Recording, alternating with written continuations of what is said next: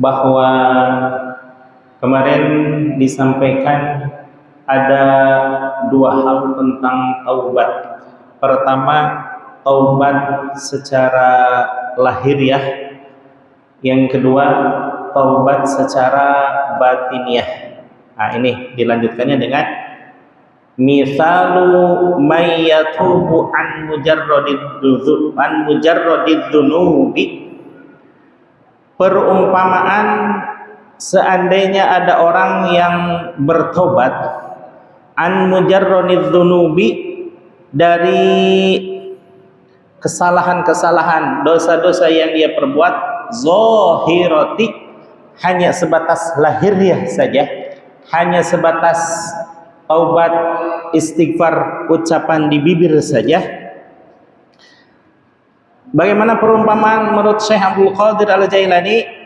Kamay yaqta'u, seperti halnya orang yang membabat rumput atau memotong rumput, al-hashisha, yang kering, al-hashish az-zar'i, yang sudah kering tapi dipotongnya hanya sebatas dari akar ke atasnya saja, tidak sampai akar-akarnya. Az-zar'i, yang tumbuh min far'ihi, dari cabangnya, maksudnya dari akar ke atas. Jadi yang kelihatan saja, zohir saja, yang nampak saja. Memang walaupun az-zahir mir'atul batin, bahwa nampak luar itu adalah cerminan batin, tapi tidak pas dengan masalah taubat ya. Walaupun itu pepatah yang ada kaitannya dengan penampilan, yang ada kaitannya dengan lahiriah, maksudnya seseorang harus bersikap baik sebagaimana dia ingin diperbaiki akhlaknya, kemudian harus bersikap sopan sebagaimana dia pun ingin disopani oleh orang lain dan lain sebagainya. Maka salah satu ciri bahwa orang menghargai orang lain itu dengan menghargai diri sendiri. Maksud menghargai diri sendiri itu berpakaian yang pantas gitu ya. Yang pakaian ke sekolah ya pakailah sabuk gitu ya. Kalau pakai ke masjid atau majelis taklim ya pakai sarung dan lain sebagainya gitu ya. Nah, itu adalah salah satu ciri dari orang menghargai orang lain. Jangan sampai, mohon maaf, saya beberapa kali melihat mubalik ya, mubalik penampilannya bukan terlalu sederhana itu, terlalu membiarkan orang lain mengkritik penampilannya. Kenapa? Kancing nyengsol gitu. Kemudian gulungan sarung tidak tipis tapi menggelembung di sini gitu. Ya Allah Akbar gitu ya. Jadi itu sebelum orang percaya apa yang akan dia sampaikan, dia sendiri kok tidak menghargai dirinya sendiri gitu ya. Gitu ya. Berbeda dengan UAS ya. Al-Mukarram Tuan Guru UAS, walaupun tidak sebagaimana penampilan seorang ulama besar, tapi orang sudah tahu duluan keilmuannya melebihi ulama besar. Jadi walaupun beliau penampilannya biasa-biasa saja untuk ukuran seorang ulama besar, ya orang sudah tidak memandang hal tersebut ya. Yang dipandangnya adalah apa yang disampaikan. Unzur ma qala wa la tanzur man qila. Lihatlah apa yang diucapkan, jangan pernah melihat siapa yang mengucapkannya. Walaupun orang dengan kehadiran UAS pun sudah tentu ada sedotan tersendiri ya. Seperti saya di Citra Indah ya, ada kabar, Tuan Guru UAS mau hadir di Citra Indah. Wah, udah persiapan nih. Datang pada maghrib tuh langsung berangkat gitu. Masya Allah, itu baru juga di pintu gerbang sudah macet duluan gitu. Karena Tuan Guru UAS di pengawalan gitu ya, saya stuck di jalan. Tuan Guru UAS udah lewat, habis acara lewat lagi, Allah. Udah keburu gitu ya. Mulai saat itu saya udah kapok gitu. Kalau mau hadiri Tuan Guru UAS mendingan di YouTube aja. Langsung klik bisa dinikmati ilmunya ya. Wa yaqta'ul hashish az-zar'i, Seperti halnya orang yang memotong rumput kering tapi tidak sama akarnya, tidak pada sumbernya. Min far'ihi, hanya sebatas cabangnya saja. Wala yustaghallu, dan tidak berusaha biqal'ihi min usulihi, dengan memotong dari sumbernya, dari akarnya. Kalau seandainya dipotong hanya batangnya saja, akarnya masih sehat, masih bisa tumbuh, nah maka fayambutu, dia akan bisa tumbuh kembali sanian, yang kedua kalinya, atau dipotong lagi ketiga kalinya, dipotong lagi keempat kalinya, terus seperti itu. La mahalata, tidak ada ujungnya. Bal aksaru, tetapi bisa-bisa kemungkinan besar itu lebih banyak tumbuhnya. Yang butuh awalan, dari pertumbuhan yang pertama. Jadi karena seolah-olah dirangsang untuk tumbuh. Jadi seperti pohon kelapa, pohon mangga ya. Pohon mangga kalau seandainya tidak berbuah-buah, coba kalau kata orang Sunda dicacak gitu ya. Batangnya dilukai sedikit temunya. Bulan depan itu insya Allah bakal tumbuh gitu ya. Karena apa? Karena dirangsang untuk menumbuhkan lagi gitu ya. Seperti halnya jenggot gitu ya. Kalau dikerok itu akan tumbuh lagi. Kalau dibiarkan mungkin ya berbulan-bulan lah bisa tidak dipotong. Tapi kalau dikerok, maka tiap hari, tiap pagi harus rutin untuk dikerok. Kalau yang tidak memelihara jenggot gitu ya. Bagaimana kalau melihat jenggot? Sunnah luar biasa gitu ya. Sunnah luar biasa ketika seseorang membiarkan jenggotnya terurai rapih gitu ya. Sunnah. Kenapa? Karena Mang Qadar ongkos sunnah tapi tidak melaksanakan kesunahan berjenggot. Saya mohon izin untuk urusan jenggot. Saya sengaja tidak pakai jenggot karena ya khawatir disangka lebih dari santri gitu ya. Di tengah jalan, ada ustadz nih, Pak, boleh nggak saya tanya? Boleh. Gimana pertanyaannya? Gini nih. Ternyata saya nggak bisa menjawab. Aduh, malu atuh saya. Udah, saya dipotong jenggot aja gitu ya. Tapi kesunahan yang lain insya Allah dijaga, seperti pakai surban, seperti bersiwak, seperti pakai cincin, insya Allah itu dijaga. Karena yang namanya sunnah itu adalah pilihan. Sunnah itu sesuatu yang sudah terbiasa Rasulullah lakukan, yang ada kaitannya dengan agama. Kemudian umatnya mengikuti, maka mengikutinya hal tersebut itu sudah jelas ada berkahnya. Di samping berkah menghidupkan sunnah Rasul, juga Allah ridho terhadap orang yang mencintai kehidupan Rasulullah ya. Bukan berarti saya tidak menghormati yang berjenggot, tidak. Justru saya tahu diri karena saya FSMR. Saya banyak lupanya, takut kalau ditanya orang saya tidak bisa menjawab. Udahlah, mendingan saya dicukur jenggot aja gitu ya.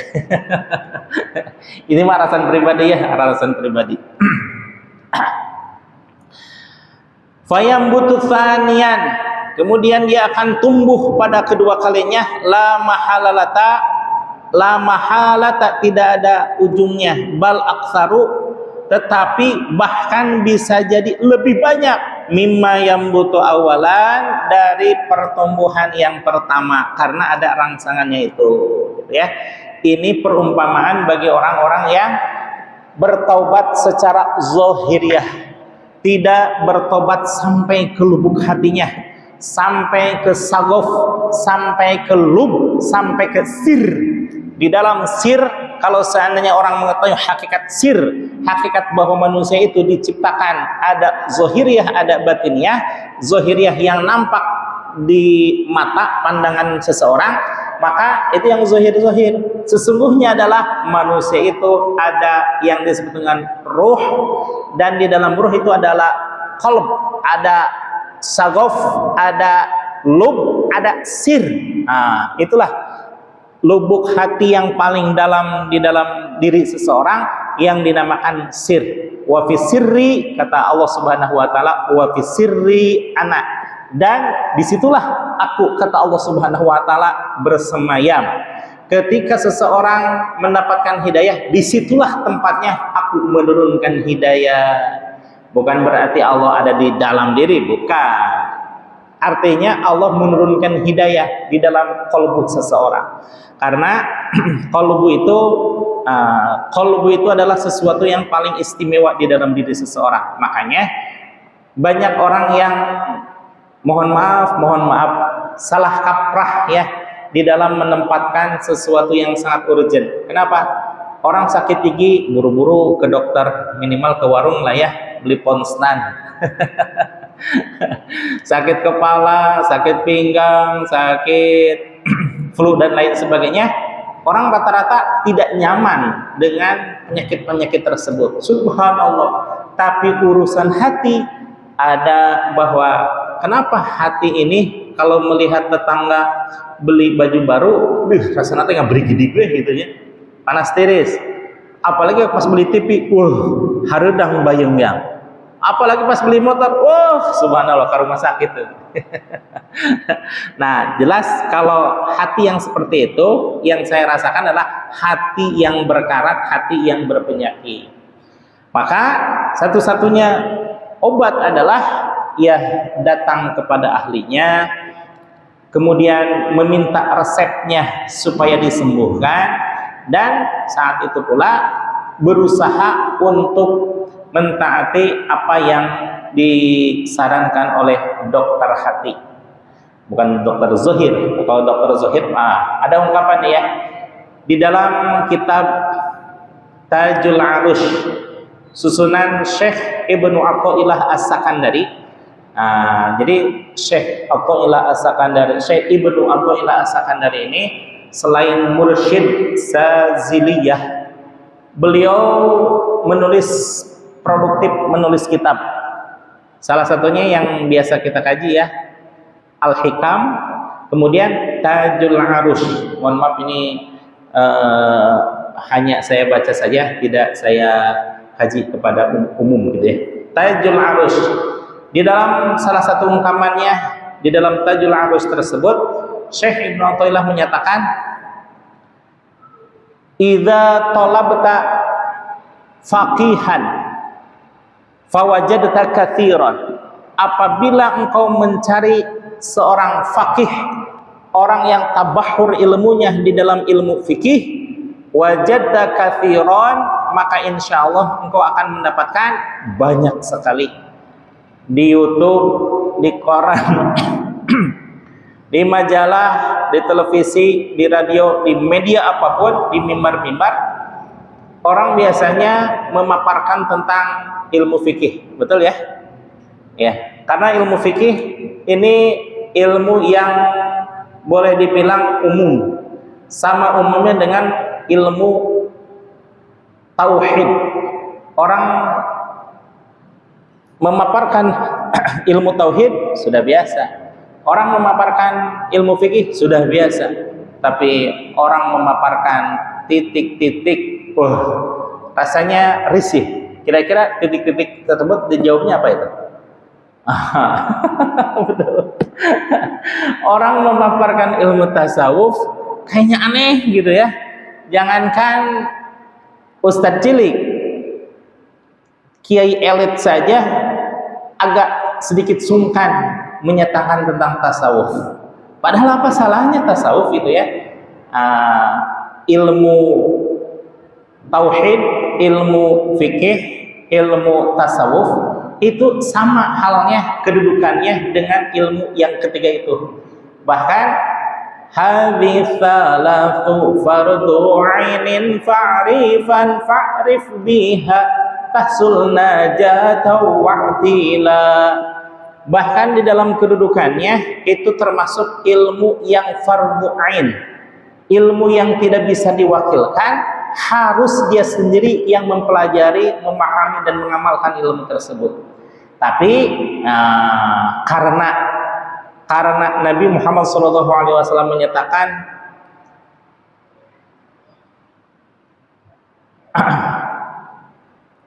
apa tuh?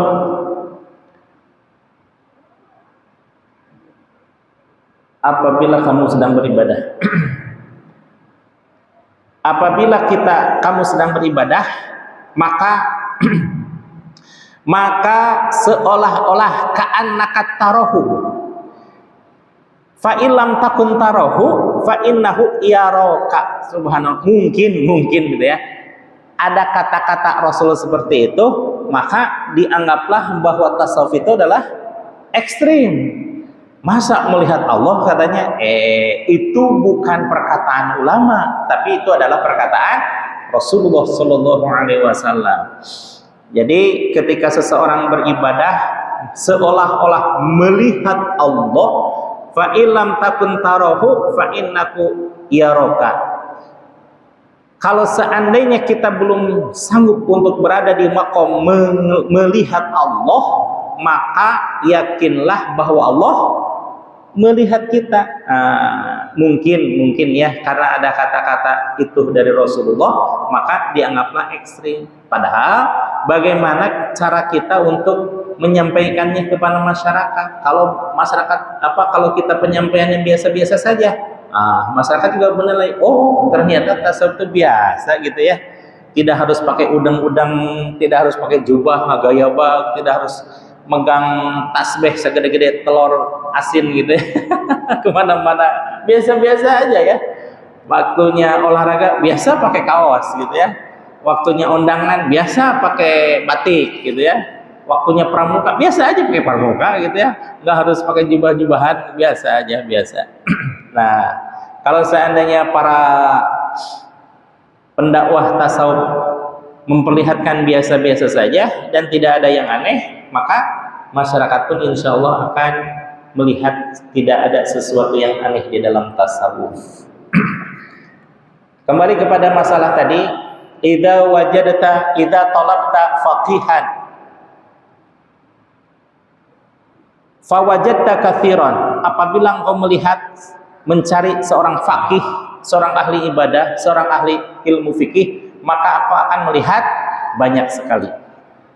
Wa idza talabta qari'an fawajadta mithla dzalik.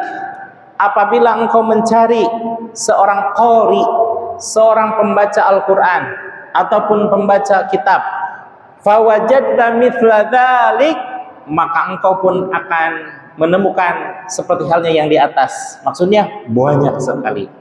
Kemudian wa idza talabta tabiban. Tadi ada kaitannya dengan penyakit batin, penyakit lahiriah ya. Wa idza wajadta tabiban.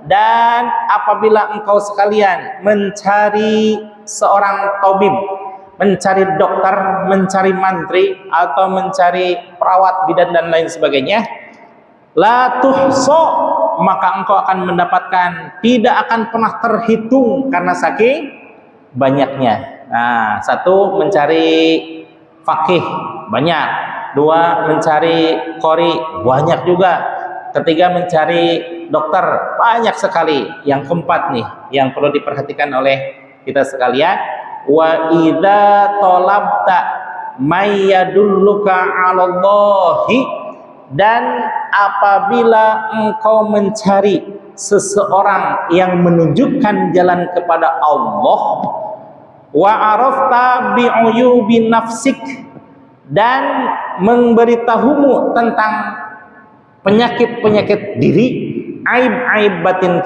kita sekalian, fala wajadta, maka engkau tidak akan menemukan illa qalila, kecuali sedikit. Subhanallah ya. Kalau kita mencari ini di bidangnya masing-masing, banyak. Tapi kalau orang yang menunjukkan kita jalan menuju Allah, sudah pasti sedikit. Kenapa? Mungkin ada juga kekhawatiran A, B, C, D, E, F, G dan seterusnya. Ada juga yang belum paham, ada juga yang saya merasa nyaman tidak membicarakan tasawuf sama sekali. Tasawuf itu amaliyah diri sendiri kok. Mangga teh teuing gitu ya.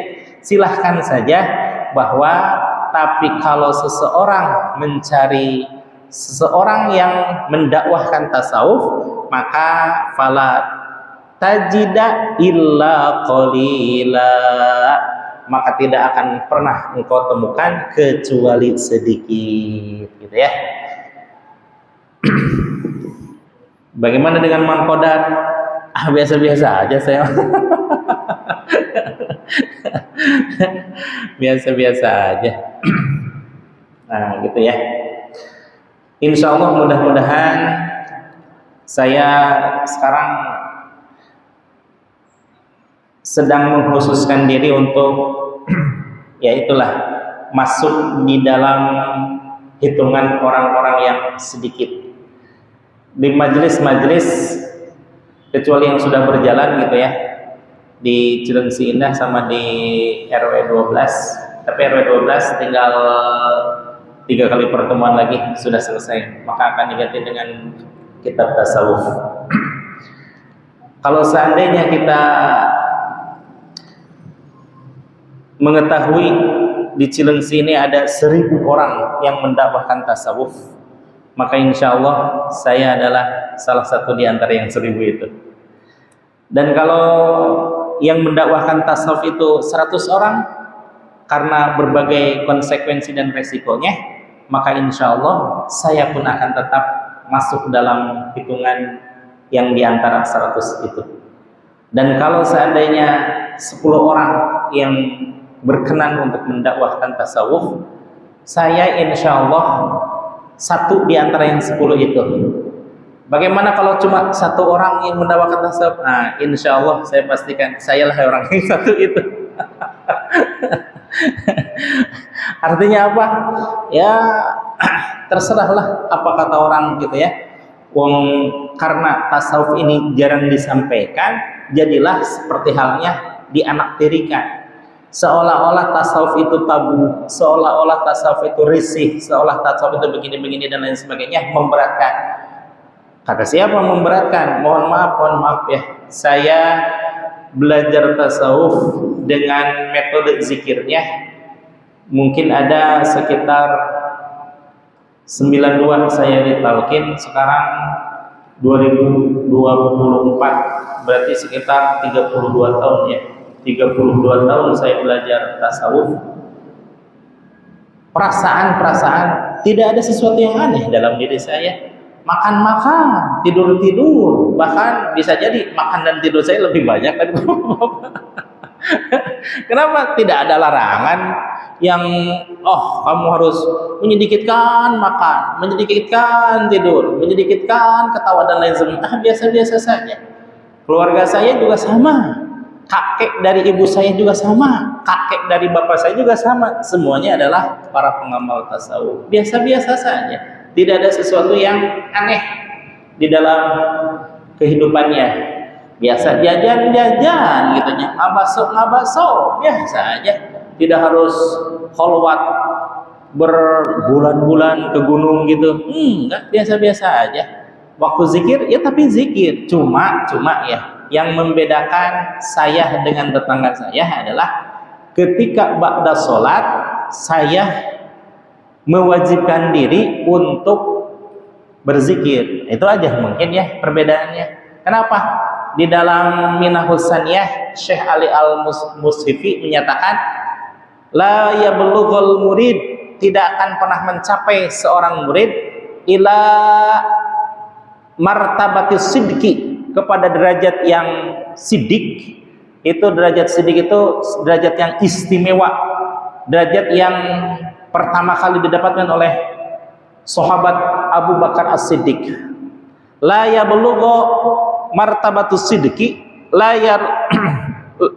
la yablughul murid, tidak akan mencapai seorang murid ila martabatis sidqi, kepada martabat yang istimewa, illa, kecuali di situ yang mengiktikadkan yang sunnah seolah-olah wajib, kemudian yang makruh seolah-olah haram, yang haram seolah-olah kalau seandainya saya melakukan keharaman maka seolah-olah saya bisa menjadi kufur. Itu berarti kan saking hati-hatinya gitu ya. Bukan berarti harus ditakuti yang mengamalkan tasawuf itu, tidak. Justru orang yang mengamalkan tasawuf itu ibarat kata dia lebih hati-hati dalam melangkah. Salah satunya mewajibkan diri untuk berzikir ba'da sholat. Bagaimana kalau ada keperluan yang mendesak, apakah ditinggalkan zikirnya? Tinggalkan mah tinggalkan, tapi dikodok. Itu ya. Jadi fleksibel. Alhamdulillah saya menemukan guru mursyid yang istimewa gitu ya. Wajib mah wajib, tapi kalau ada perlu tinggalkan saja, tapi dikodok gitu. Apakah itu memberatkan? Tidak.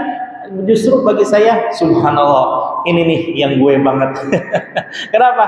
Karena di situ ada kelonggaran di dalam melaksanakan sesuatu yang penting bagi kita. Jadi tidak terikat. Kalau seandainya kita ada tamu atau ada keperluan atau ada kerjaan dan lain sebagainya, tinggalkan saja, cukup dikir seperti halnya barusan pada maghrib.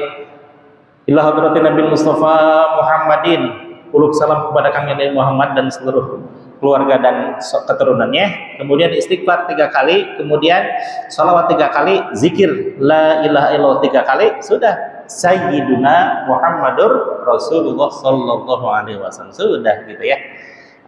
Gitu. Jadi tidak ada sesuatu yang memberatkan.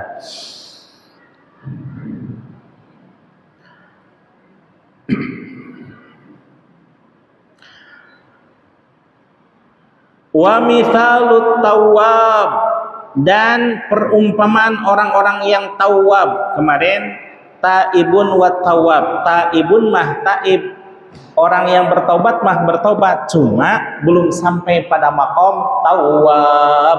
Tawwab itu isim mubalaghah, artinya sangat bertobat dengan sungguh-sungguh. Nah, itu ya. Nah, yang bertobat dengan sungguh-sungguh di sini.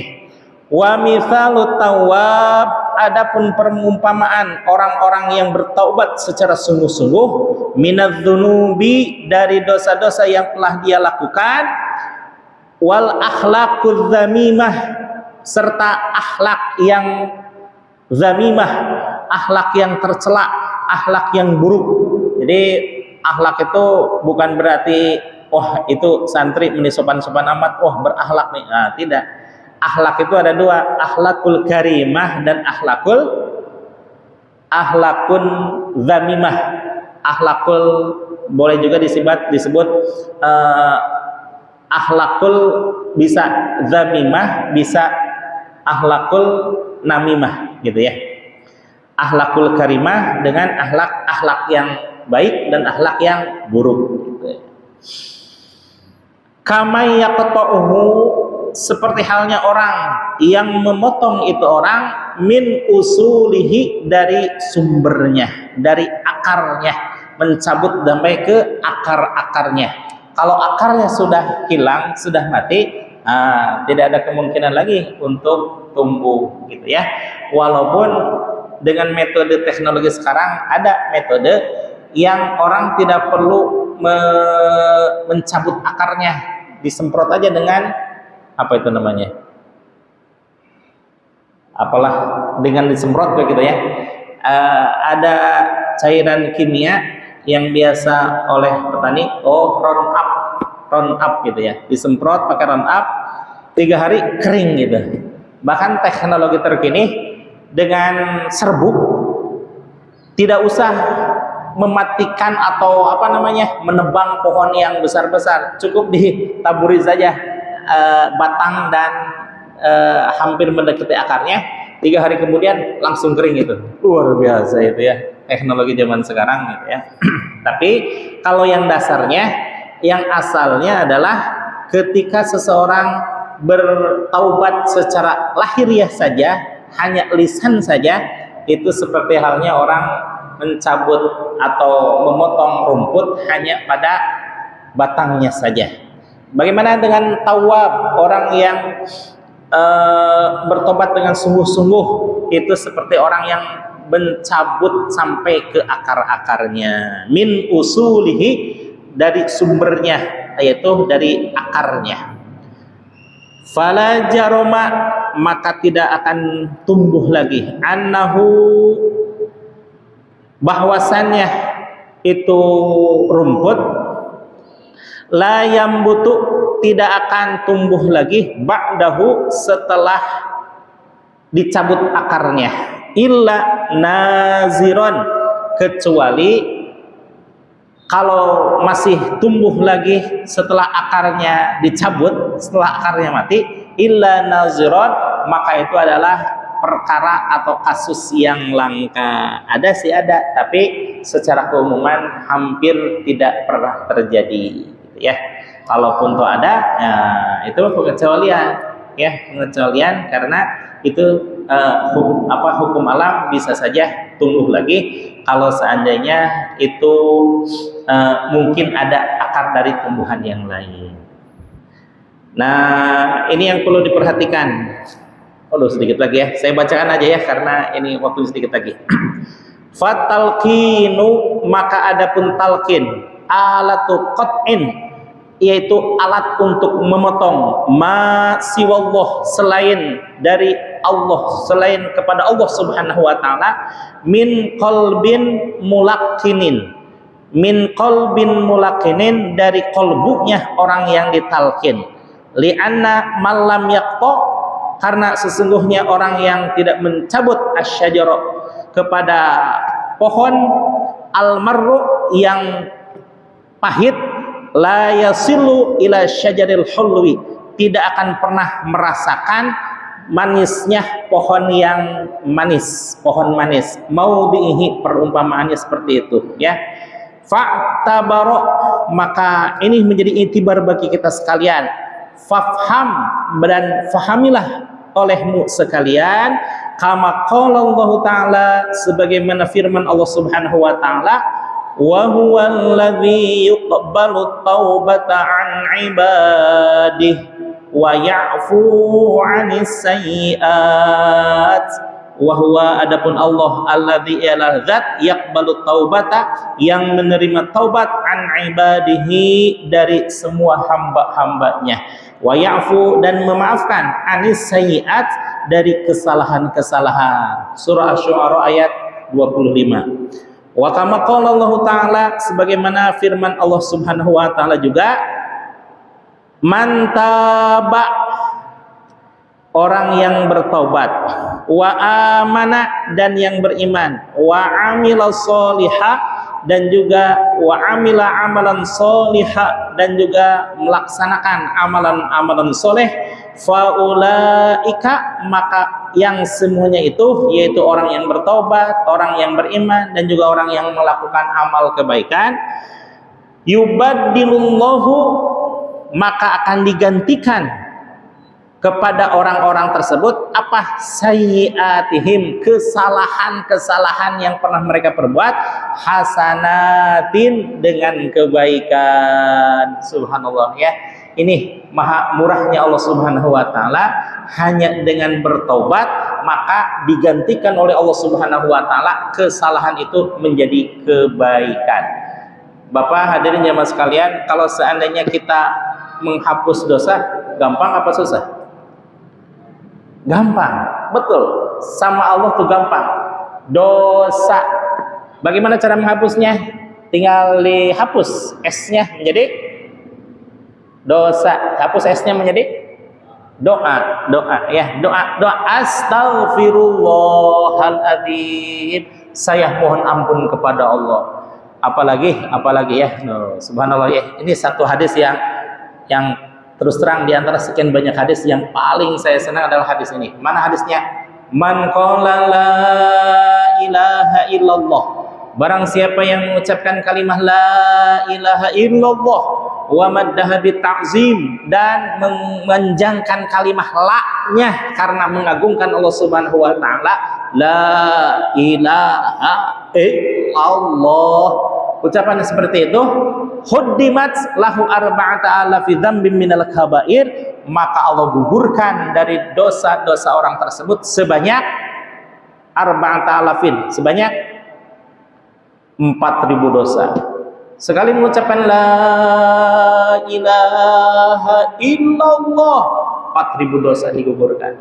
La ilaha illallah, 8.000 dosa digugurkan. La ilaha illallah, 12.000 dosa digugurkan.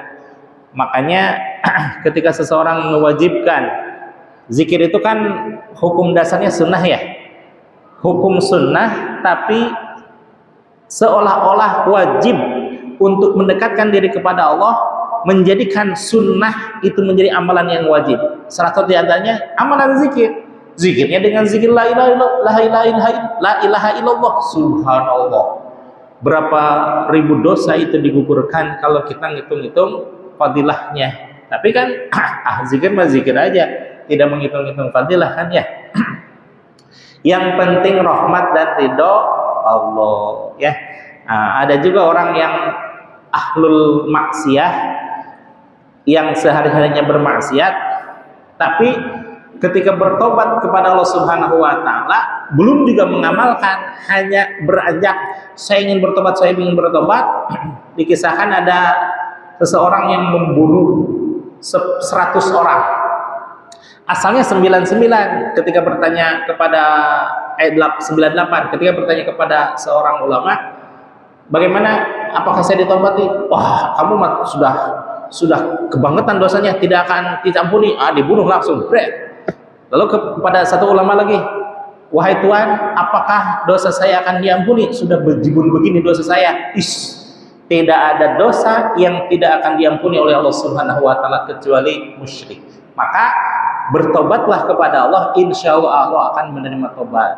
Cuma kata ulama tersebut, karena engkau akan sungguh-sungguh bertobat, maka tinggalkan negerimu yang dulu sempat berbuat maksiat menuju Mekah. Kemudian berjalan ke Mekah, di pertengahan jalan itu ditakdirkan oleh Allah Subhanahu wa taala meninggal. Dia belum sempat bertobat, cuma ingin bertobat. Ketika itu malaikat berebut, malaikat rahmat dan malaikat azab. Ini milik saya, milik saya, milik saya, milik saya. Kata Allah, ukur saja mana perjalanan yang lebih jauh, atau ke daerahnya atau ke Mekah. Pas diukur, ternyata hanya beberapa langkah saja mendekati Mekah, maksudnya lebih beberapa langkah. Maka akhirnya orang tersebut dibawa oleh malaikat rahmat untuk diterima ruh dan tobatnya oleh Allah Subhanahu wa taala. Walaupun si orang tersebut sudah bertobat belum? Belum, karena hanya ingin bertobat saja. Subhanallah ya. Itulah salah satu maha murahan Gusti Allah Subhanahu wa taala. Belum beramal saja kita sudah dianggap oleh Allah sudah beramal. Maka bagaimana orang yang sudah beramal, yang belum beramal saja, Allah betapa maha murahnya. Maka bagi kita mah ya ibadah mah ibadah saja, tidak mengharapkan itu ini. Yang penting rahmat dan ridho Allah, insya Allah. Subhanallah, kalau sudah bicara rahmat dan ridho Allah mah sudah tidak ada tidak ada pangkal dan ujungnya ya. Maka semata-mata niatkan untuk mencari rahmat dan ridho Allah.